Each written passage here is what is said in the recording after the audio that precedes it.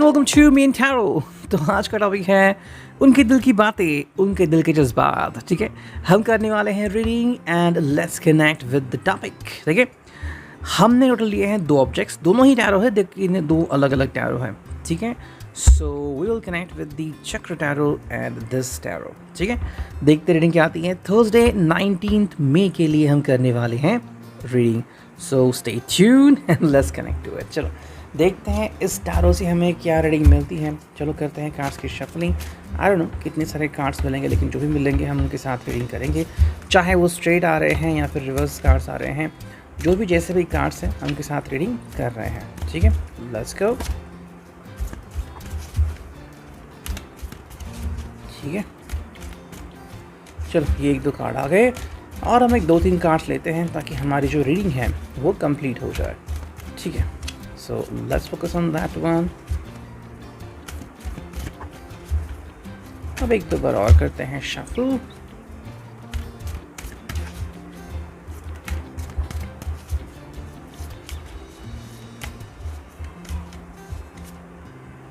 चलो फील होती है एनर्जी, उसके हिसाब से हम रीडिंग करते हैं। ठीक है, तो मैं यहाँ पे पहले कार्ड रखता हूँ। Yes, we got king of wands, we got 6 of swords, we got 6 of wands, we got 5 of swords, we got judgement. सारे स्ट्रेट कार्ड आ गए हैं, रिवर्स कार्ड नहीं आ गया कोई। We got queen of swords, we got king of cups, we got king of coins reverse, we got 8 of coins reverse and we got 7 of cups. ठीक है, तो ये सारे कार्ड्स यहाँ पे आ चुके हैं। I hope you could see that. ठीक है, तो देखते हैं यहाँ पे हमें रीडिंग क्या मिलती है। Right, so let's focus on that one. I hope now you could see that. Okay, तो भाई यहाँ पे वॉन्ड्स आ गया है, सॉर्ड्स भी आ चुका है। ठीक है, जजमेंट आ चुका है जो कि है मेजर अरकाना का कार्ड। यस, एंड उसके साथ जो एक कार्ड आ चुका है वो भी हम देखते हैं, and that is all about the cups. So wands, swords, cups. ठीक है, एंड कॉइन्स। तो 12 साइंस जिसे हम कहते हैं वो यहाँ पे हमें दिख रहे हैं ना। दैट्स वंडरफुल थिंग, ये चारों साइंस यहाँ पे हमें दिख रहे हैं। तो डायरेक्टली हम कम्युनिकेट करते हैं पहले कार्ड जो कि किंग ऑफ वॉन्ड्स, जो कि है स्ट्रेट में। Yes, king of wands. इसका मीनिंग क्या है and what does it mean उनके दिल की बातें में। आई थिंक ये पर्सन पैशन तो फील करना चाहता है, लेकिन आपकी ज़ुबान से सुनना चाहता है। मान लीजिए ये राजा है या फिर ये रानी है, जो भी आप इन्हें समझें, ये चाहते हैं कि आप इनकी तारीफ़ करें, तारीफ़ों के पुल बांधे। सो यहाँ पे as per the person you should convince him और हर। अगर उनको बहुत अच्छा लगता है सो भाई क्या कहना है, the person will be happy and smiling with you too, and आप भी खुश हो सकते हो। 6 of swords is all about the Gemini, Libra, Aquarius sign. And यहाँ पे हमें क्या समझने को मिल रहा है that yes, travelling is on board. तो मे बी आपको लेके कहीं पे जाने के कुछ प्लान्स चल रहे हैं। अगर आपकी भी मनीषा थी कि कहीं पे जाके आप ट्रैवलिंग करें and you should be you know together, थोड़े से प्लान आउट करें। अगर आपको कहीं पे जाना है या फिर आपको कुछ एक्सपीरियंस करना है, एडवेंचर करना है, तो वो भी आप कर सकते हो। 6 ऑफ वॉन्ड्स में हमें जो देखने को मिल रहा है इट्स ऑल अबाउट कि भाई विक्ट्री है यहाँ पे, मतलब फाइनली किसी का ड्रीम पूरा हो गया। ये भी हो सकता है कि मे बी अगर इनका कोई फेवरेट स्पोर्ट चल रहा है या फिर किसी चीज़ के ऊपर इनको भरोसा था, तो वो चीज़ शायद आज कंप्लीट हो गई है। यानी कि जैसे कि कोई लीगल बैटल जीतना या फिर किसी चीज़ का हासिल होना, वो भी हो सकता है। सेकेंडली ये भी हो सकता है कि मे बी ये पर्सन खुश है कि फाइनली किसी ने कमिटमेंट दे दी, या तो आप इनको कमिटमेंट दे रहे हो या फिर ये आपको कमिटमेंट दे रहे हैं। मे बी अगर आपको इनके ऊपर पूरा भरोसा है तो वो भी आप इनको डायरेक्टली कह सकते हो और ये पर्सन काफ़ी अच्छा भी महसूस कर सकते हैं। 6 of swords and 6 of wands दोनों का जो टुगेदर मतलब आ रहा है वो ये कि भाई खुशी में आप दोनों एक दूसरे के साथ झूम उठा सकते हो। झूम उठ सकते हैं कि जैसे भाई I truly love each other and that's it. मतलब प्यार को बताने की ज़रूरत नहीं है, जताने की ज़रूरत है आज। एंड ये अगर आप करोगे, मतलब जैसे कि मान लीजिए आपकी एनिवर्सरी है, तो अगर ये सेलिब्रेट करे तो काफ़ी अच्छा आपको महसूस होगा। अगर आपको एक स्पेशल गिफ्ट भी देते तो वो भी आपके लिए काफ़ी सही रहेगा। तो वो बातें हमें दिखती हैं। 5 ऑफ सोर्स यहाँ पे कम्युनिकेशन में बैरियर दिखा रहे हैं। मतलब ऐसे भी कुछ कपल हो सकता है कि शायद दोपहर के वक्त तक 1 बजे तक, 2 बजे तक, या फिर 3-4 बजे तक भी शायद किसी का कम्युनिकेशन ना हो पाए, डिपेंडिंग ऑन दैट। हालांकि ये पर्सन शायद कम्युनिकेशन करना चाहता है, लेकिन हालात इसको मजबूर कर रहे हैं। मे बी कहीं पे फंसा हुआ है, मीटिंग के ऊपर मीटिंग चल रही है, या फिर थोड़ा सा सनकी है, गुस्से में है। बिकॉज ऑफ दैट ये पर्सन अपने आप को आपके सामने ओपन अप नहीं कर रहा, बात को दिल में ही दबा के रख रहे हैं। एंड शायद कुछ ऐसे भी लोग हो सकते हैं कि जो रात के 11-12 बजे तक भी कुछ ना कह पाएँ। लेकिन हाँ, इसका मतलब ये नहीं कि कुछ कहना नहीं चाहते। जैसे कि आपके पास पैसे तो होते, लेकिन आप दुकान से कुछ खरीदते नहीं है। तो पैसे नहीं, इसकी बात नहीं है, लेकिन आपको खरीदना नहीं है फिलहाल, तो वो बात यहाँ पे आती है। जजमेंट मतलब देखो, अगर आपने इनके बारे में कोई एक ओपिनियन बना के रखा हुआ है तो आपने जजमेंट कर लिया है। मतलब now you are not questioning them, you are blaming them, you know. मतलब किसी बात को पक्का समझना कि यही है, उसके अलावा कुछ हो नहीं सकता।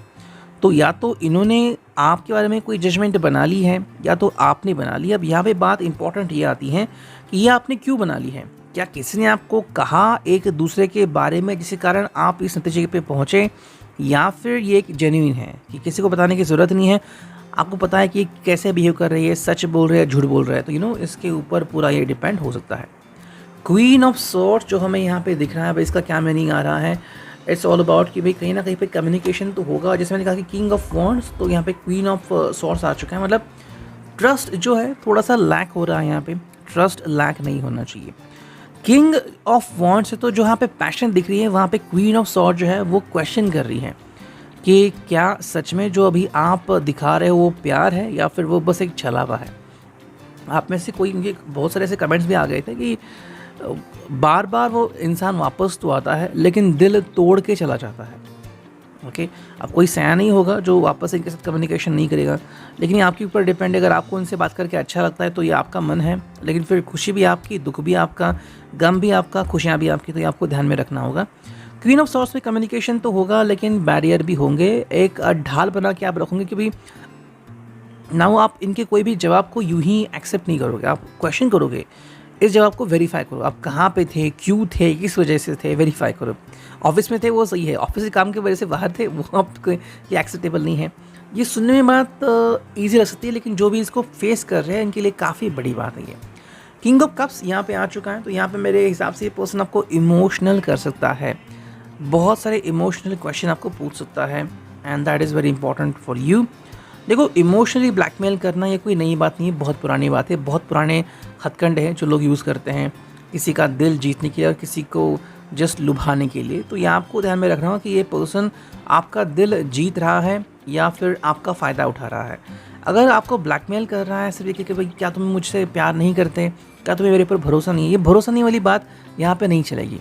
अगर प्यार है तो है, उसे प्रूव करने की ज़रूरत नहीं, वो अपने आप प्रूव हो जाता है। जैसे कि पानी है तो दिखता है, उसे प्रूव करने की ज़रूरत नहीं है। लेकिन जिसमें कहते हैं कि माया जाल, जैसे कि अगर आप जब धूप में आगे चलते हो रास्ते पे, तो लगता है कि भाई पानी है वहाँ पे, लेकिन जाते हो तो वहाँ पे पानी नहीं दिखता, तो प्रूव करना पड़ता है पानी है या नहीं है, मृगजल जिसे कहते हैं। नेक्स्ट कार्ड है यहाँ पे, वो है किंग ऑफ कॉइन्स। ये रिवर्स में आ चुका है, तो यहाँ पे पक्का हम कह सकते हैं कि कहीं ना कहीं पे ठोकर तो बहुत बैठ गई है, तो आपको या फिर इस पर्सन को, एंड ट्रस्ट नहीं है यहाँ पे, या फिर ट्रस्ट के इश्यूज है। और ट्रस्ट के इश्यूज मतलब क्या है यहाँ पे, अगर आप ट्रस्ट जता रहे हो ना, तो ट्रस्ट जता नहीं रहा है यहाँ पे, मतलब there is something lack, you know, trust नहीं दिख रहा है, एंड आप इजीली इस पर्सन को रिस्पेक्ट नहीं कर रहे हो और सेइंग कि भाई ठीक है, जो है वो कन्फेस करो, अगर है फिर कन्फेस करो, मेरे सामने झुटलाने की कोई ज़रूरत नहीं है। आई नो पहले से ही, यू नो। लूसीफर का मोमेंट मुझे याद आ गया। आई थिंक ये एपिसोड मतलब सीरीज सेकेंड है, एंड एपिसोड शायद सेकेंड है वो, ठीक है। एपिसोड सेकेंड में वो मिलते हैं उससे एंड बातें करते हैं, जिसका यू नो मतलब खून हो गया ऐसा उनको लगता है। तो उसको मिलने के बाद उसको वेरीफाई करने के लिए, उस पर्सन को वेरीफाई करने के लिए उसके पति को मिलते हैं, and she was having an affair. तो कहती कि तुम्हें पता था कि उसका अफेयर है, और वो कहता है कि हाँ मुझे पता था। सो दैट इज़, उसको पूछने की ज़रूरत नहीं, वो कन्फर्म्ड है तो है। यहाँ पे वही बात आ रही है कि किंग ऑफ कॉइन्स जो है वो क्वेश्चन कर रहा है टॉरस और कैप्रिकॉर्न कि भाई what is it, you know, मतलब ये सच है, झूठ है, ये जो भी है आपको बताना ज़रूरी है कि क्या आप इसके ऊपर भरोसा करते भी हैं या नहीं करते। ये बातें यहाँ पे काफ़ी मैटर करती हैं, ठीक है। ये बात आ गई यहाँ पे। अब जो नेक्स्ट बात हमें यहाँ पे दिख रही है वो है 8 of coins. 8 of coins reverse में आ चुका है, तो यहाँ पे आई थिंक आपका या फिर इस पर्सन का काम के ऊपर भी फोकस नहीं हो रहा है। मतलब शायद पैसे कहीं पे कम मिल रहे हैं, शायद तकलीफ़ें बढ़ गई हैं, या तो आपकी जो ड्रीम्स हैं वो कंप्लीट नहीं हो रहे हैं, किसी का ईएमआई भी थक गया है, वो भी शायद चीज़ें यहाँ पे हमें देखने को मिल रही हैं। एंड जो फिनाले कार्ड स्टारो डेक से आ गया वो 7 ऑफ कप्स, यानी कि भाई सिर्फ सपने बचे हैं या फिर अधूरी यादें बची हैं। मेरे हिसाब से अगर आप इस रिश्ते को कन्फेस करते हो एंड खुद को भी कन्फेस करते हो कि भाई चाहे इनका अफेयर हो या ना हो, आई विल टॉलरेट, तो फिर किसी को प्रॉब्लम नहीं है। ज़माना गया भाड़ में, आपके लिए क्या मैटर करता है वो इम्पॉर्टेंट है। लेकिन अभी आप कह रहे हो कि मुझे मैटर नहीं करता, कल अगर होगा कि भाई उन्होंने ऐसा किया, तो फिर दोनों बातें नहीं चलेगी, किसी एक बात को आपको पकड़ना होगा। अब देखते हैं सेकंड टैरो से हमें क्या रीडिंग मिलती है। ऑलमोस्ट 10 मिनट हो चुके हैं। अब देखते हैं सेकंड टैरो से हमें क्या कार्ड्स मिलते हैं। चलो चुनते हैं कुछ कार्ड। 1 2 3 4 एंड 5। ठीक है, 5 कार्ड आ चुके हैं। देखते हैं क्या ये कार्ड्स कहते हैं। ठीक है, पहला जो कार्ड है एज यू कैन सी ये है थिंकिंग कम्युनिकेशन सॉर्ट्स का कार्ड, 3 ऑफ सोर्ट्स, फिर है 8 ऑफ वॉन्ड्स। ठीक है, फिर आ गया number 4 numerology, then we got the 9 of cups and we got the 2 of swords. ठीक है, तो यहाँ पे जो सेकेंड टैरो है उसमें हमें सॉर्ट्स यानी कि एयर साइन, फिर दिखा है वॉन्ड्स यानी कि फायर साइन, एंड फिर दिखा है कप्स यानी कि वाटर साइन। यहाँ पे अर्थ साइन है कि टॉरस, वर्गो, कैप्रिकॉन मिसिंग है, बाकी सारे साइंस हैं। ठीक है भाई, नंबर 3 पे जो कार्ड आ गया है 3 ऑफ सॉर्ड्स, थिंकिंग कम्युनिकेशन का कार्ड कि मिस कम्युनिकेशन, यस यहाँ पे हो सकती है मिस कम्युनिकेशन। 3 ऑफ सॉर्ड्स आपको पता ही है, दिल चीर के तलवार निकलती वगैरह, आपने तो साइन देखा होगा। क्या है इसका मतलब? मिसकम्युनिकेशन, मिसअंडरस्टैंडिंग, बहुत सारी गलतफहमियाँ, किसी का अफेयर पकड़ा जाना, रोना धोना एंड फिर गुस्सा होना, ये बातें यहाँ पे लाजमी हैं। अगर ये आपकी ज़िंदगी में हुआ है, क्योंकि बहुत सारे कमेंट्स मिले थे जहाँ पे किसी ने कहा कि भाई वो ऐसे ही करते, उन्होंने ऐसे किया, आज तक कितनी बार मेरा दिल तोड़ा। आई मीन इमेजिन किसी का एक बार दिल टूट जाए तो वो तो इंसान जगह से हिल जाएगा, और अगर इतनी बार उन्होंने दिल तोड़ा है तो आई डोंट नो कि भाई कैसे आपने अपने आप को संभाला होगा। लेकिन भाई सीधी सी बात है, अगर ये पर्सन बार बार लगातार वही गलतियाँ कर रहा है तो इस पर्सन को आप भरोसे में कैसे ले सकते हो कि ये पर्सन को मैं भरोसा करूँगी? बात ही नहीं बनती। मतलब कि आप किसी जगह पे अपनी गाड़ी रिपेयरिंग कर लेके दे रही हो और वो हर बार कोई ना कोई प्रॉब्लम क्रिएट कर रहे हैं। आज क्या हेडलाइट्स टर्न ऑन नहीं हो रही हैं, कल क्या वो अच्छी तरह से उन्होंने गाड़ी नहीं वॉश की है, भाई क्या आप उस जगह पे वापस से जाओगे? जस्ट दिस क्वेश्चन मी। तो बात यहाँ पे आती है। नेक्स्ट कार्ड है, अभी अगर मैं एक्सप्लेनेशन दूँ कि मैं ऐसा क्यों कह रहा हूँ, क्योंकि मैंने कार का एग्जांपल दिया। मैंने आज तक बहुत सारे गराजेस बदले हैं, जहाँ पे मेरा विश्वास है मैं वहीं पे गाड़ी भेजता हूँ और कहता हूँ कि भाई कितना खर्चा हो आई डोंट केयर, मुझे गाड़ी बेस्ट चाहिए। एक बार तो झगड़ा हो गया, तो उतनी जगह से मैंने कहा कि भाई मुझे बेल्ट बदलना है गाड़ी का, कोई तैयार नहीं था। फिर मैंने तीसरे गराज वाले को बोला कि भाई अगर आप करना है तो ही बोलो वरना ना बोलो। उनका हाँ मैं करूँगा, डायरेक्ट करके दिया। दैट इज़ द थिंग कि जो आपको चाहिए वो मिलती है तो ही वो करो वरना ना करो। सेकेंड जो कार्ड है वो है 8 ऑफ वॉन्ड्स, यानी कि फायर साइन आ गया यहाँ पे, एरिस लियो सैच, फास्ट। तो भी कुछ चीज़ें ये पर्सन फास्ट चाहता है, फास्ट। मतलब अगर आपको लगता है कि भाई दिल जुड़ गया है तो I want to be with you forever, अब कोई देरी डीले नहीं चाहिए, ये बात हमें यहाँ पे दिखती है।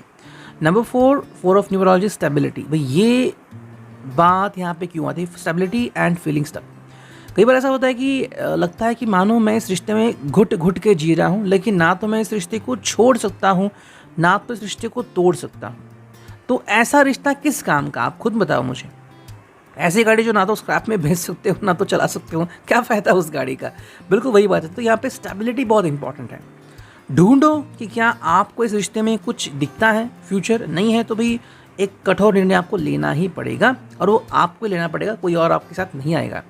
नेक्स्ट कार्ड है वो यहाँ पे 9 ऑफ कप्स, यानी कि ग्रोथ। भाई जो आप चाहते हो वो हो सकता है। अगर आपको लगता है, जैसे कि अभी नंबर 4 के बाद एक कार्ड आ गया, तो अगर आपको लगता है कि आप कहीं पर स्टक हो चुके हो, निकलो वहाँ से।